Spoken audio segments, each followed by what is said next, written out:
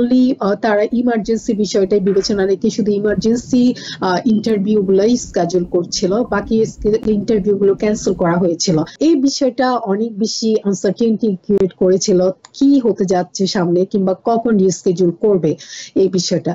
আমরা বলতে পারি একদম যে পুরোপুরি শুরু হয়েছে তা নয়, যেহেতু ওইখানে তারা মেনশনই করে দিয়েছেন যে কি লিমিটেড ক্যাপাসিটিতে, অর্থাৎ হচ্ছে কি লিমিটেড এমপ্লয়ির মাধ্যমে তারা তাদের কার্যক্রমটা পুনরায় শুরু করছেন। তো সেই ক্ষেত্রে আমরা বলতে পারি এখন শুরু হয়ে গিয়েছে এবং সেপ্টেম্বরের 30 তারিখের পরে হয়তো ফুল ক্যাপাসিটিতে এটি স্টার্ট হয়ে যাবে। তো যদিও আজকে আমরা দেখছি যে লিমিটেড কথাটি আমরা বা সীমিত আকারে শুরুর কথা বলা হয়েছে, যে ফুল সার্ভিস কবে থেকে শুরু হতে পারে। এবং আপনার কাছে যে বিষয়টি আমি জানতে চাইব, যেহেতু প্রতিনিয়ত আপনি এই বিষয়গুলো নিয়ে কাজ করেন, প্রতিনিয়ত এই ধরনের মানুষ আপনাদের কাছে আসছে, এই যে আমেরিকান এমবাসি, ঢাকাস্থ আমেরিকান এমবাসি এই সিদ্ধান্ত, এটা ঐতিহাসিক সিদ্ধান্ত নিয়েছে, এর পেছনে আমাদের বাংলাদেশ সরকারের প্রধান যিনি আছেন তার কোনো অবদান আছে কিনা, বা কি প্রেক্ষিতে এত সুন্দর একটি সিদ্ধান্ত নিয়ে যারা দীর্ঘদিন ধরে আমরা অপেক্ষা করেছিলাম, হাহুতাশ করছিলাম, ডেট পাওয়ার পরেও আবার ডেট ক্যান্সেল হয়েছিল প্রায় 17-18 বছর পরে অপেক্ষার পরে, আজকে এই সুসংবাদটা যে আমরা দিতে পারছি এর পেছনে কাদের অবদান আছে এবং পুরোপুরি কাজটা কবে থেকে শুরু হচ্ছে, এই ইনফরমেশনগুলো আপনার কাছে জানতে চাই অ্যাটর্নি জান্নাতুল রুমা। ধন্যবাদ আপনাকে। অনেক সুন্দর করে গুছিয়ে আপনি বলেছেন আসল কি হতে যাচ্ছে কিংবা এখন কন্টিনিউয়াসলি কি হচ্ছে। আমরা এর আগেও এই বিষয় নিয়ে কথা বলেছি। ঢাকা এমএসসি রেগুলার যে বিজনেসটা কিংবা বিজনেস আওয়ারটা যে কন্টিনিউশন হচ্ছে কি হচ্ছে না, এবং এটা নিয়ে আমি এর আগেও কথা বলেছি। এবং এই বিষয়টা আমরা জানতে পেরেছি যে কি যখন বাংলাদেশে এই যে পরিস্থিতিটা হলো কোটা মুভমেন্ট নিয়ে, পরবর্তীতে সিকিউরিটি ইস্যুটা ক্রিয়েট যখন হয়েছিল, তখনই ঢাকা এমবাসি রেগুলার টাইমটা, রেগুলার কাজ অ্যাক্টিভিটিস গুলো ক্লোজ করে দেওয়া হয়েছিল।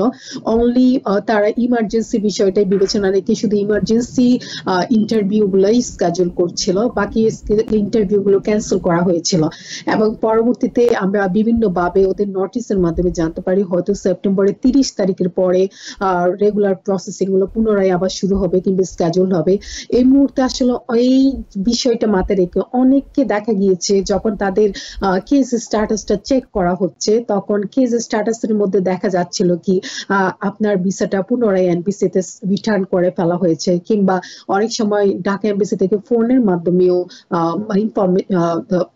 নোটিফাই করা হয়েছিল যে কি আপনার ইন্টারভিউটা ক্যান্সেল হয়েছে, পুনরায় যখন রিস্কেজুল করা হবে আপনাকে জানানো হবে, কিংবা ইমেল দেওয়া হয়েছিল এরকম। তো এই বিষয়টা অনেক বেশি আনসার্টেনটি ক্রিয়েট করেছিল কি হতে যাচ্ছে সামনে কিংবা কখন রিস্কেজুল করবে এই বিষয়টা। তো আমরা একটা বিষয়, আমরা একটা গুড নিউজ আমরা দেখতে পেলাম, সেটা হচ্ছে কি সম্প্রতি গত 2 দিন আগে যিনি তত্ত্বাবধায়ক সরকারের যিনি প্রধান উপদেষ্টা হয়েছেন ডক্টর ইউনূস, ওনার সাথে ঢাকা এমবাসির একটা মিটিং হয় এবং এই মিটিং এর মাধ্যমে সিকিউরিটি ইস্যুটা নিশ্চিত, হয়তো অনেকাংশে এটা নিশ্চিত হয়েছে বলে বলা যায়। এবং পরবর্তীতে এই মিটিং এর পরবর্তীতে সাথে সাথে খানিকটা বলতে গেলে মিটিং এর পরে ঢাকা এমবাসি সিদ্ধান্ত নিয়েছে তারা পুনরায় তাদের ইন্টারভিউর কার্যক্রমটি স্টার্ট করবে। এবং সেটা তারা মেনশন করে দিয়েছে শুধুমাত্র ইমিগ্রেন্ট ভিসার ক্ষেত্রে, যেহেতু ইমিগ্রেন্ট ভিসাটাই সবচেয়ে বেশি ব্যাকলগে থাকে এবং সবচেয়ে বেশি রেগুলার কিংবা লিগ্যাল প্রসেস দীর্ঘদিন ধরে প্রসেস করেই কিন্তু তারা ইন্টারভিউ ডেটটা নিয়ে থাকে। এখন আপাতত রেগুলার যে প্রসেসটা শুরু হচ্ছে সেটা হচ্ছে কি ইমিগ্রেন্ট ভিসার জন্য, এবং সেরকম একটা ডিক্লারেশন চলে আসছে। তবে কিছুটা আমরা বলতে পারি একদম যে পুরোপুরি শুরু হয়েছে তা নয়, যেহেতু ওইখানে তারা মেনশনই করে দিয়েছেন যে কি লিমিটেড ক্যাপাসিটিতে, অর্থাৎ হচ্ছে কি লিমিটেড এমপ্লয়ির মাধ্যমে তারা তাদের কার্যক্রমটা পুনরায় শুরু করছেন। তো সেই ক্ষেত্রে যেহেতু লিমিটেডের মধ্যে তারা যেহেতু স্টার্ট করেছে, হয়তো বা আমরা আশা করছি সেপ্টেম্বরের 30 তারিখের ভিতরে হয়তো তাদের এমপ্লয়ি পুনরায় বহাল হবে, তাদের এমপ্লয়ীদের যে এখন বর্তমানে যে ঘাটতিটা রয়েছে সেটা। তো সেই ক্ষেত্রে আমরা বলতে পারি এখন শুরু হয়ে গিয়েছে এবং সেপ্টেম্বরের 30 তারিখের পরে হয়তো ফুল ক্যাপাসিটিতে এটি স্টার্ট হয়ে যাবে ইন্টারভিউ নেওয়াটা। এবং আমি এটা প্র্যাকটিক্যালি এটাও বলতে পারি, আমরা আজকে আজকেই আমাদের একটা ক্লায়েন্টের কাছ থেকে ইনফরমেশন পেলাম, তারা ঢাকা এমবিসি থেকে কল পেয়েছে, ফোন কল পেয়েছে, এবং তারা তাদেরকে বলা হয়েছে তাদের পাসপোর্ট ভিসা সহ তাদের পাসপোর্টটা রিটার্ন করা হয়েছে ভিএফএক্স এ, এবং এটা কালেক্ট করতে যাওয়ার জন্য। এবং আমরা এটাও দেখলাম যে কি আগে আমরা ইমেল কয়েকদিন আগে আমরা যখন ঢাকা এমবিসিতে ইমেল করতাম বিভিন্ন রিজনে, তখন তারা এটা বলতো যে কি এই মুহূর্তে সব রকমের রেগুলার প্রসেসিং গুলো এখন বর্তমানে ক্যান্সেল করা হয়েছে, ক্লোজ করা হয়েছে, পরবর্তীতে আমাদের সাথে যোগাযোগ করো। এবং কিন্তু এই জিনিসটা এখন আর নেই, তারা এখন প্রসেস করতেছে। এবং হচ্ছে কি আরেকটা বিষয় হচ্ছে কি যখন এমবিসি কার্যক্রম ক্লোজ করা ফেলা হয়েছিল, পরবর্তীতে যখন কেউ এমবিসির নাম্বারটা তাদের ডিএইচকে নাম্বারটা চেক করে দেখা হয়, তখন অনেক সময় দেখা গিয়েছে একটা সময় যেটা এমবিসিতে দেখাতো সেটা পরবর্তীতে দেখানো হয়েছে এনবিসিতে, অর্থাৎ আপনার কেসটা বর্তমানে এনবিসিতে রিটার্ন করা হয়েছে। তো সেটা নিয়েও অনেক সময় দেখা গিয়েছে ক্লায়েন্টের মধ্যে অনেক উত্তেজনা ক্রিয়েট হয়েছে, কেন তাদেরকে অ্যাপ্লিকেশনটা পুনরায় এমবিসিতে রিটার্ন করা হয়েছে, হয়তোবা কোনো কিছু ঘটেছে নাকি কোনো কিছু হয়েছে। তো সেই জন্য বলা যায় যে কি তারা যেটা বললো তাদের কেসগুলো এখনো লস্ট হয়ে যায়নি, তারা এখন প্রসেসিং এ রয়েছে। তো সেক্ষেত্রে ইয়েস, এটা এনবিসিতে আপাতত টেম্পোরারিলি ওরা সেন্ড করেছিল, যখন পুনরায় এনবিসি কার্যক্রম যখন শুরু হচ্ছে আপনাদের এই অ্যাপ্লিকেশনটা পুনরায় এনবিসি থেকে আবার রিটার্ন ফিরে যাওয়া হবে ঢাকা এমবিসিতে। তো আমরা বলতে পারি এটা ডেফিনেটলি একটা গুড নিউজ, এবং এটা আমরা যতটা এক্সপেক্ট করেছিলাম তার চেয়ে অনেক শীঘ্রই এই কার্যক্রমটা শুরু হয়েছে, এবং সেটা অলরেডি এফেক্ট আমরা দেখতে পাচ্ছি এবং ক্লায়েন্টের মধ্যে। অনেক ধন্যবাদ।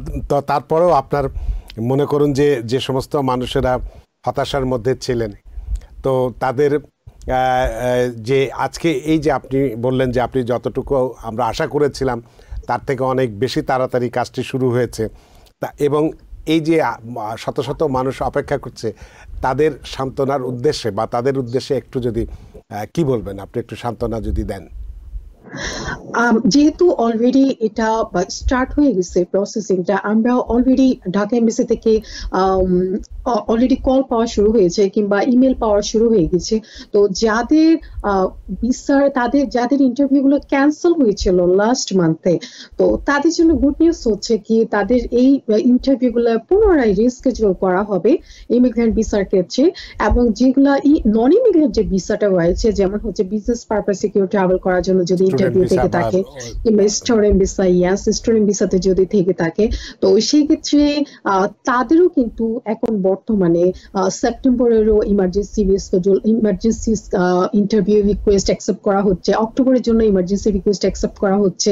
তো সেই ক্ষেত্রে হয়তো খানিকটা ডিলে হয়েছে, বাট তাদেরকে এটা টাইম সেন্সিটিভিটিটা শো করে তারা ইমার্জেন্সি রিকোয়েস্টও অ্যাকসেপ্টেড হচ্ছে এখন, যেটা আমরা জানতে পারলাম। তাহলে এক্ষেত্রে আপনার কাছে একটু স্পষ্টায়ন চাই, একটু ক্লিয়ার চাই যে যাদের রিস্কেজুল হচ্ছে, মানে ক্যান্সেল হয়েছিল আগে, যাদের এই স্কেজুয়ালটা ক্যান্সেল হয়েছিল, আবার মনে করুন যে যারা এখন স্কেজুয়ালের জন্য অপেক্ষা করছে, এই ক্ষেত্রে কোনটা আগে নেওয়া হবে? যারা অপেক্ষা করছিল তাদেরটা, না যারা বাতিল হয়েছে তাদেরটা আগে রিস্কেজুল করে শেষ করে তারপর নতুন করে শুরু করবে?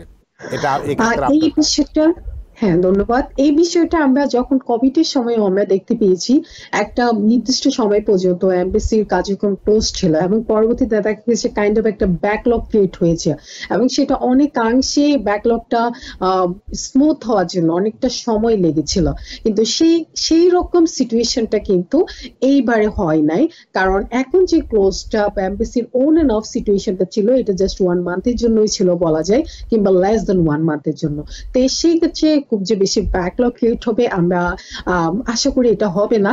এবং সেক্ষেত্রে অবশ্যই তারা যেহেতু প্রায়োরিটি বেসিসে, প্রায়োরিটি ডেটের উপর বেস করে ইন্টারভিউ স্কেজুল গুলা করা হয়ে থাকে, তো সেই ক্ষেত্রে যাদের প্রায়োরিটি ডেট আগে ছিল ডেফিনেটলি তাদের জন্যই স্কেজুল করা হয়েছিল, এবং পুনরায় যখন এটা রিস্কেজুল করা হবে তাদেরকে প্রায়োরিটির উপর বেস করেই কিন্তু এই ইন্টারভিউ প্রসেসটা আবার স্টার্ট হবে, সেটাই আমরা আশা করছি। বিকজ এটা ভিসা বুলেটিন অনুযায়ী যেহেতু চলে, তারা ট্রাই করবে বা ভিসা বুলেটিন অনুযায়ী যাদের এমবাসির ডেট গুলো আগে ছিল তাদেরটা যেন স্মুথলি আগে চলে আসে।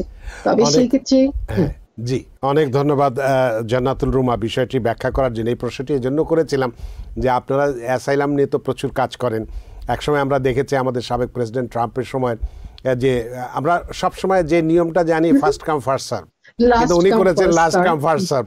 সেজন্য এই প্রশ্নটা করলাম যে তাহলে কি যারা এখন মানে বাতিল হয়ে গেছিল তারা কি আবার এতে পড়ে লাস্টে পড়ে গেল কিনা, কিন্তু হয়তো সেটা নয়, তারাই হয়তো প্রথমে আসবে, এটাই আপনি বলার মানে অনুমান করছেন বা চিন্তা করছেন, এবং এটা হওয়াটাই স্বাভাবিক। নিউ ইয়র্ক থেকে সম্প্রচারিত TVN 24 টেলিভিশন, বিশ্বজুড়ে বাঙালির কণ্ঠস্বর।